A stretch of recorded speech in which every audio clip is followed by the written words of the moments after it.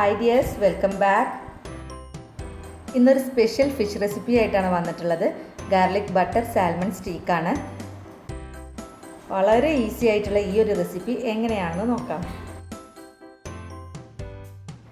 ഇതിന് വേണ്ടിയിട്ട് ഞാനിവിടെ ഒരു 5 പീസ് സാൽമൺ ഫിഷ് എടുത്തിട്ടുണ്ട്. അത്യാവശ്യം വലിയ പീസുകളാണ് കേട്ടോ, കുറച്ച് കട്ടിയുള്ള ടൈപ്പ് പീസാണ്. അങ്ങനത്തെയാണ് ഇതിന് വേണ്ടത്. ഇനി ഇതിലേക്ക് ചെറിയൊരു മസാല വേണം. അതിന് വേണ്ടിയിട്ട് 2 ടീസ്പൂൺ കുരുമുളക് പൊടി എടുത്തിട്ടുണ്ട്. എരിവിനനുസരിച്ച് നമുക്ക് എങ്ങനെ വേണമെങ്കിലും ചേർക്കാം. പിന്നെ ഉപ്പും ഇതാണ് കേട്ടോ, വേറെ പ്രത്യേകിച്ച് ഇതിലൊരു മസാല ഒന്നും നമ്മൾ ചേർക്കണില്ല. കുരുമുളക് പൊടിയും ഉപ്പും, പിന്നെ ഇതൊന്ന് മിക്സ് ആവാൻ പാകത്തിന് ഒലിവ് ഓയിലും ഒഴിച്ചു കൊടുക്കാം. എന്നിട്ട് ഇത് നമുക്ക് നന്നായിട്ടൊന്ന് മിക്സ് ആക്കിയിട്ടെടുക്കാം.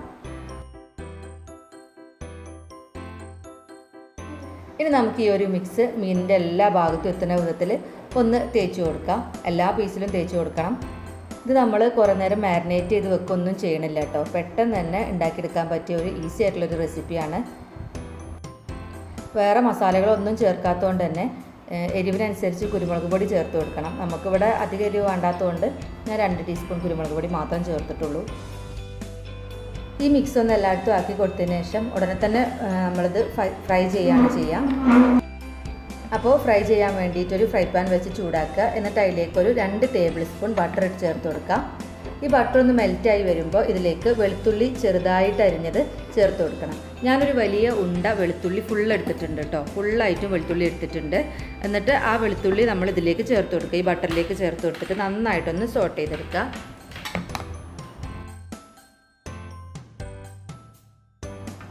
ഇനി വെളുത്തുള്ളിയൊക്കെ ഒന്ന് ബ്രൗൺ കളറായി തുടങ്ങുമ്പോൾ നമുക്കതൊക്കെ ഒരു ഏകദേശം ഈ പാനിൻ്റെ സെൻറ്റർ ഭാഗത്ത് വരുന്ന വിധത്തിൽ ഇങ്ങനെ ഒന്ന് നീക്കി കൊടുക്കാം. എന്നിട്ട് ഇതിൻ്റെ മേലേക്ക് നമുക്ക് ഫിഷ് പീസുകൾ ഓരോന്നായിട്ട് വെച്ച് കൊടുക്കണം.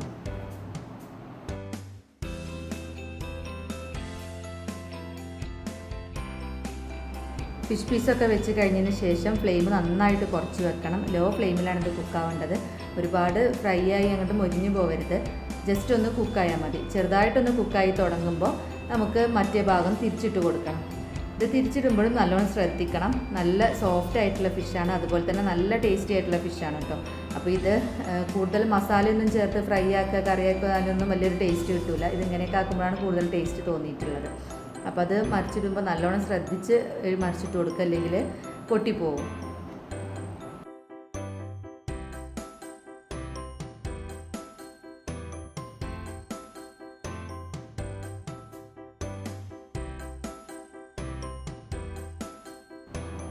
അത്യാവശ്യം നെയ്യുള്ള ടൈപ്പ് മീനാണ്, കൂടാതെ നമ്മൾ ബട്ടറും ചേർത്തിട്ടുണ്ടല്ലോ. അപ്പോൾ ഇത് കുക്കായി തുടങ്ങുമ്പോൾ തന്നെ ഇതിൻ്റെ ഉള്ളിൽ നിന്ന് ഇങ്ങനെ ആ നെയ്യൊക്കെ ഇങ്ങനെ റിലീസായി തുടങ്ങും. അപ്പോൾ നമുക്ക് ആ ബട്ടറും ആ നെയ്യും കൂടി ഇങ്ങനെ മിക്സ് ആയിട്ടുള്ള ആ ഒരു മിക്സ് നമുക്ക് ഇങ്ങനെ ഈ ഫിഷ് പീസിൻ്റെ മേലേക്ക് ഇങ്ങനെ കോരി ഒഴിച്ച് കൊടുക്കുക. വെളുത്തുള്ളിയോടെ ഇതിൻ്റെ മേലേക്ക് ഇങ്ങനെ കോരി ഒഴിച്ച് കൊടുക്കണം. ചെറുതായിട്ട് കളർ ചേഞ്ച് ചെയ്ത് തുടങ്ങുമ്പോൾ നമുക്ക് വീണ്ടും തിരിച്ചിട്ട് കൊടുക്കാം. അങ്ങനെ തിരിച്ചും മറിച്ചൊക്കെ ഇട്ട് ഒരു ലൈറ്റ് ബ്രൗൺ കളർ ആവുന്നത് വരെ കുക്ക് ചെയ്തിട്ടെടുക്കാം. ഒരുപാട് ക്രിസ്പി ആവാതെ ശ്രദ്ധിക്കണം. ഇത്ര മതി, നമുക്ക് ഫ്ലെയിം ഓഫ് ചെയ്യാം. അപ്പോൾ നമ്മളുടെ ഗാർലിക് ബട്ടർ സാൽമൺ സ്റ്റീക്ക് റെഡിയായി. ഈ റെസിപ്പി നിങ്ങൾക്ക് എല്ലാവർക്കും ഇഷ്ടമായിട്ടുണ്ടാവുമെന്ന് വിചാരിക്കുന്നു. ഇഷ്ടമായെങ്കിൽ ലൈക്ക് ചെയ്യാനും കമൻറ്റ് ചെയ്യാനും സബ്സ്ക്രൈബ് ചെയ്യാത്തവർ സബ്സ്ക്രൈബ് ചെയ്യാനൊന്നും മറക്കരുത്.